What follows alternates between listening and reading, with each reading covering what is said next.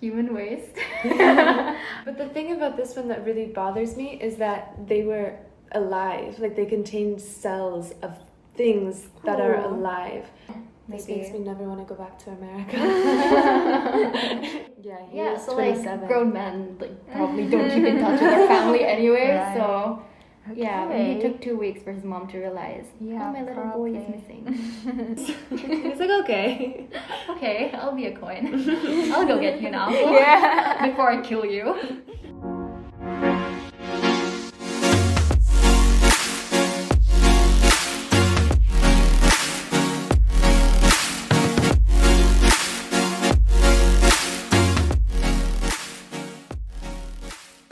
Hi everyone!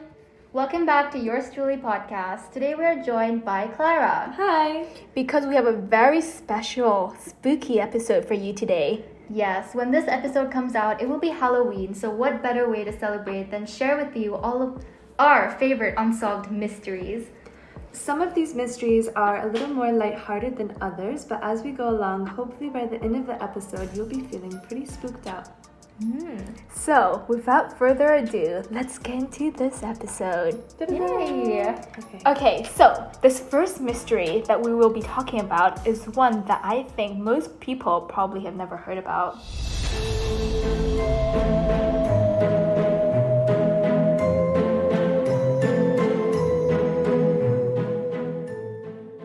So the first mystery is one that I came across quite recently, and I don't think many people have heard of it. I definitely have not heard this before. Okay, so let's get into it. The small town of Oakville, Washington was just like any other ordinary town in America, with a population of just over 600 people.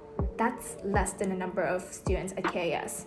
By the way, it could be described as a rather tight-knit community. No one ever expected anything unusual to happen in such a tiny place. That was until the 7th of August, 1994. You see, Oakville was a very, very rainy place. It rained for more than 2/3 of the year. Residents of Oakville knew what rain looked like, but what they saw that August day was definitely not rain. Residents reported seeing small, clear blobs of gelatinous material falling from the sky. Some described it as resembling clear jello, and others said it looked a bit like jellyfish falling from the sky. Over the next 3 weeks of the initial sighting, reports continued to come in from residents concerned about the weird, mushy blobs covering the tiny town. From the first day the blobs rained down to the day they suddenly disappeared from the sky a few weeks later, residents reported developing a sickness similar to the flu after coming into close contact with the blobs. Some residents became so sick that they actually had to be hospitalized. The symptoms of these sick residents could be described as nausea, difficulty in breathing, vertigo, and dizziness. A citizen of Oakville, Beverly Roberts, said that everyone contracted the illness and it lasted for 2 to 3 months. But it wasn't only humans that were falling sick. Cats and dogs that came into contact with the blobs also became sick, and many actually died from their mysterious illnesses. But this is perhaps the most disturbing part. A year after the last set of blobs rained down, Dottie Hearn, a resident who had become extremely ill, had been keeping samples of the material in her freezer and chose to mail it off to AMTES laboratories to possibly receive answers for whatever the strange material could be. Tim Davis, a microbiologist who analyzed Dottie's sample, found the presence of eukaryotic cells, which, for those of you who may not know, eukaryotic cells are present in basically every living creature on the earth, which means that whatever these blobs were, they were very likely could have been alive. Ooh. One theory for what the blobs could have been caused by is a military experiment gone wrong. Some people suspect that the military's naval unit have been experimenting with ocean bombing. Oakville is only about an hour's drive away from the coast, and they had accidentally, the military had accidentally blown up a school of jellyfish.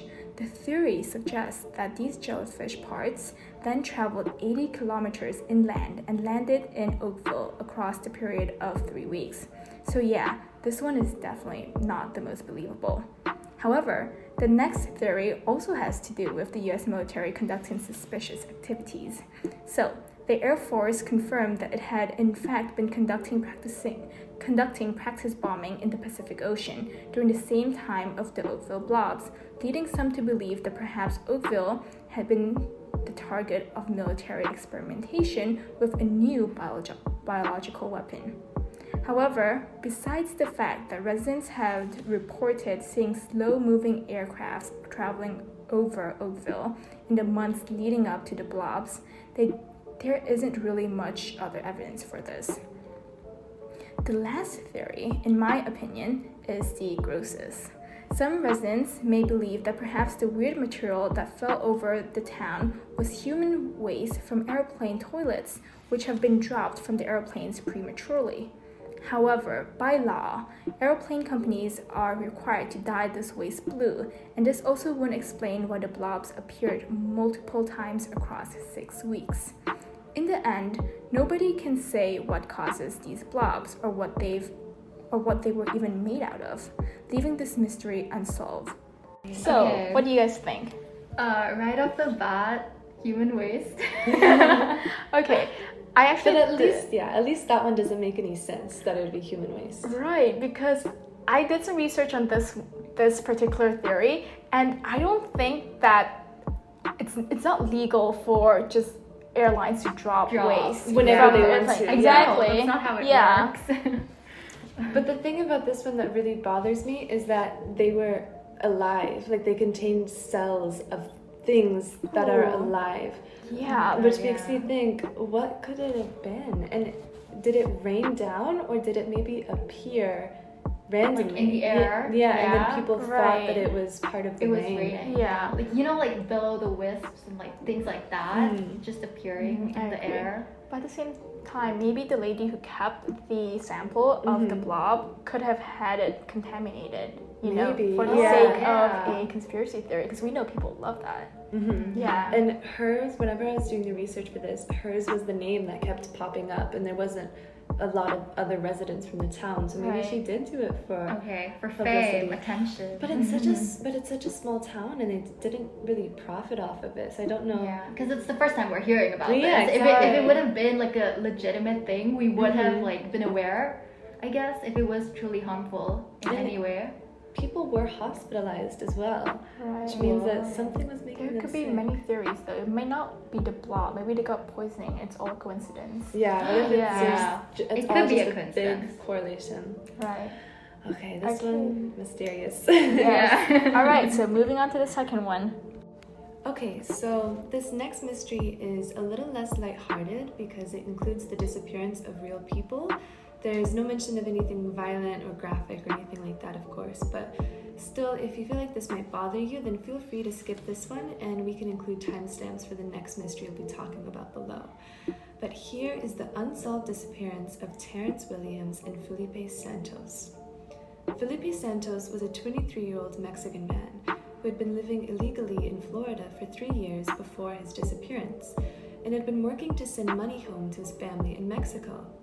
He was last seen on the 1st of October 2003, remember that date, as he had been driving to work with his 2 brothers when he got into a minor car accident. The officer at the scene, Steve Calkins, would be the last person to ever see Santos. Calkins initially arrested Santos for reckless driving and driving without a license or insurance, and Santos was placed in the back of Calkins' patrol car and the 2 drove off. What happens next remains a mystery. When Santos' boss found out about the incident that morning, he called the police department so he could post bail. However, the department informed him that Santos hadn't been booked that morning or even brought to the jail in the first place, which began to raise red flags. We might have to edit this a little bit. Calkins claimed that he had chosen not to book Santos for reckless driving and driving without a license because he had been, quote, polite and cooperative. Instead, Calkins says that he dropped him off at the Circle K convenience store nearby, and that was the end of things. Yet the other person involved in the car crash remembers Calkins as acting angrily towards Felipe, and so it doesn't make much sense that Calkins suddenly had a change of heart and chose to let him go. Felipe was filed as a missing person 2 weeks after this incident and has never been seen or heard from since, nor has there been any more evidence pointing towards what could have happened to him. A year after this suspicious encounter with Felipe Santos, Officer Calkins would have an oddly similar encounter with another man, Terrence Williams. In 2004, Terrence Williams had moved from Tennessee to Florida in order to be closer to his mother. On October 11, 2004, almost a year after the disappearance of Felipe Santos, Terrence was driving home from a party. Similar to Santos, he had been driving without a license, as he had lost it a few months prior due to driving under the influence. However, Terrence would not make it home that night. He was stopped by Deputy Steve Calkins, who alleged that Terrence appeared to be having engine problems. After 2 days of not being seen, Terrence's roommate grew worried, and he was eventually filed as a missing person. His aunt was able to find the car he was driving that night, although it hasn't been confirmed whether that was his car, a white Cadillac, in an impound lot, as his car had actually been towed for supposedly blocking traffic. The signature of the towing report showed that it was none other than Steve Calkins. When Calkins was questioned about Terrence's disappearance, he initially said that he, quote, couldn't remember picking up or interacting with Terrence, which he eventually changed to be that Terrence had asked him to drop him off at a Circle K convenience store, which Calkins said he did. Calkins was eventually fired from his role in the police force, but he hasn't been charged with any crimes as of yet.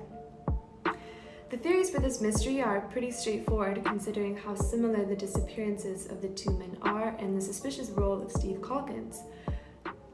However, since no bodies or other physical evidence have been recovered in relation to the case, it's just a really awful story because it's so obvious that Calkins must have done something with these men, but the families have absolutely nothing to prove that with. What do you? Okay, that was really weird, and the audacity for Calkin, the police officer, to have his alibi be the same exact reason, Circle K, twice in the span of 1 year. And that's a bit fishy. Yeah. And that's also just such a random excuse, you know? He didn't even try to make it either super detailed or just like nothing at all. He was like, I'm gonna go with Circle K. That's my answer. Maybe he's a psychopath. Maybe. My question is, don't they have cameras at these convenience stores? Like, I know it's the early 2000s, but they should, right? They do. I don't think so, because this is 2003, 2004. This is like almost 20 years ago. I know, Yeah. but like I've seen a lot of like lawsuits and stuff, and they usually have like blurry footage somewhere. Don't you remember like seeing like blurry? How At about least- witnesses? Yeah, at least in relation to this case, the only witnesses, there's actually some that I forgot to mention, which for Terrence Williams, whenever he pulled him over, it was actually next to a cemetery. And so the workers of the cemetery were witness to at least the fact that he had Terrence Williams get into his cop car. Wow. And so whatever happened That's after really they drove strange. away. And then that police officer came back and actually moved his car into the road and then had it towed to the impound lot. The car of the victim or the police the car of Terrence Wow. Williams. That is some... He basically tried to like frame the scene almost. Yeah.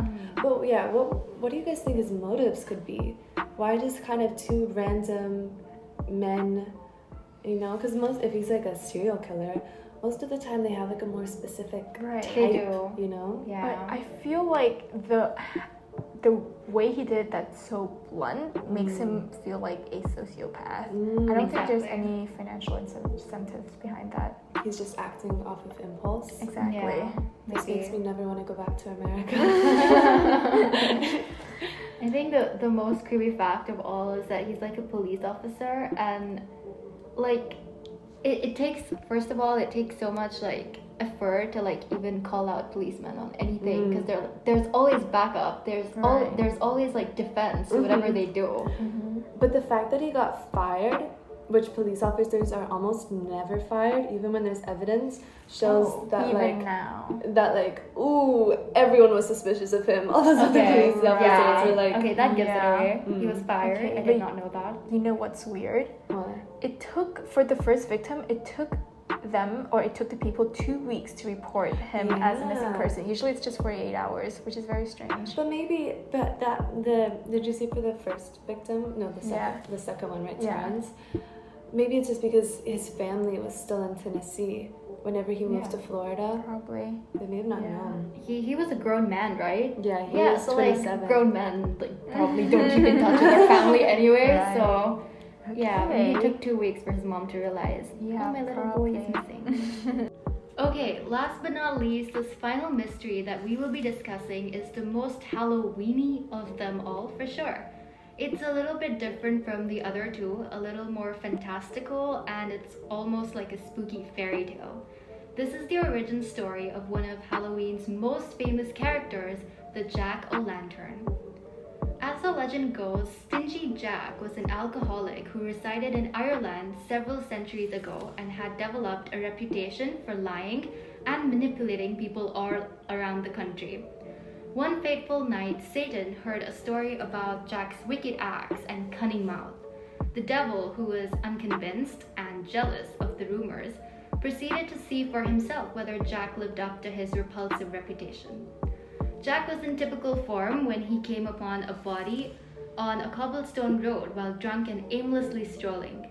The body turned out to be the devil himself and wore an unsettling scowl across its face. Jack came to the realization that this was it. Satan had at last come to take his evil soul.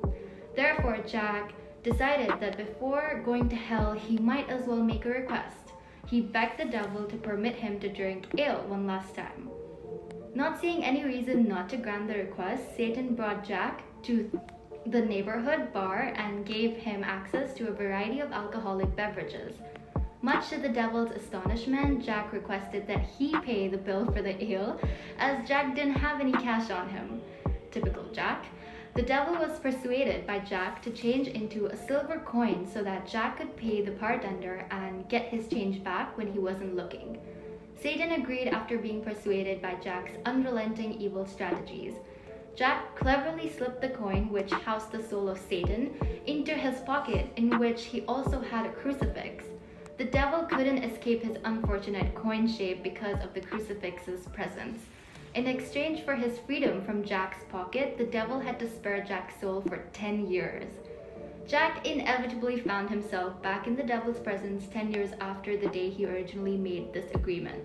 When Jack stumbled upon Satan in the same cobblestone alleyway as before, he could tell the devil had decided it was finally time for him to permanently depart for hell. Jack requested to have one apple as just Satan was getting ready to transport him to hell, and again, Satan foolishly accepted his request. Jack encircled the base of the nearby apple tree with crucifixes and climbed up the branches. Satan asked to be freed because he was angry at having been captured once more. Jack repeated his earlier requirement of his soul being spared for 10 years and added a second one, that the devil never sent anyone's soul to hell. Ever. The devil was forced to accept and was released as a result. Now Jack eventually succumbed to the effects of his drinking and passed away. The soul of Stingy Jack was about to pass through the gates of St. Peter and enter heaven when he was halted. God informed Jack that he would not be admitted to heaven due to his immoral lifestyle of lying and drinking. Jack then descended to the gates of hell and pleaded to be allowed entry. Jack's agreement with Satan prevented Satan from stealing his soul. Instead, he gave Jack an ember to use as a flashlight. And thus, Jack was destined to travel between the good and evil worlds of the universe inside of Jack-o'-lanterns. So, what do we think, guys? I think it was just such a fun story to read by myself, like while I was on the van coming to school today. It was really fun, yeah. Yeah, it made no sense, but it's very comforting to just like listen to these kind of folksy tales that people make hundreds of years ago. Mm-hmm. And also, I don't think, did you guys know that this was the story behind the jack-o'-lantern before? Because I didn't. No. Really? Did you? No, I No. didn't. Yeah. I mean, it sounds like a great story by itself, but like to have this as a backstory to like one of the most famous characters in recognizable Halloween, symbols. Right. we Yeah. never even knew about it. Like, why did no one question it before? Mm-hmm. Yeah. I also love how stupid the story makes Satan seem. Right. That gave him a bad rap. Yeah, because he just seems so like easily persuaded by this alcoholic. He's just like, please. He's like, okay. Okay, I'll be a coin. I'll go get you an apple before I kill you.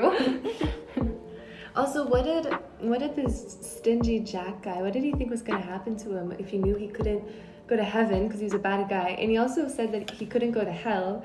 I don't know what his plan for the rest of his life was. Yeah.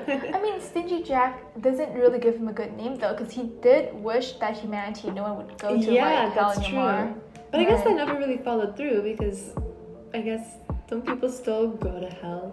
Mm-hmm. Yeah. Maybe. That's really interesting.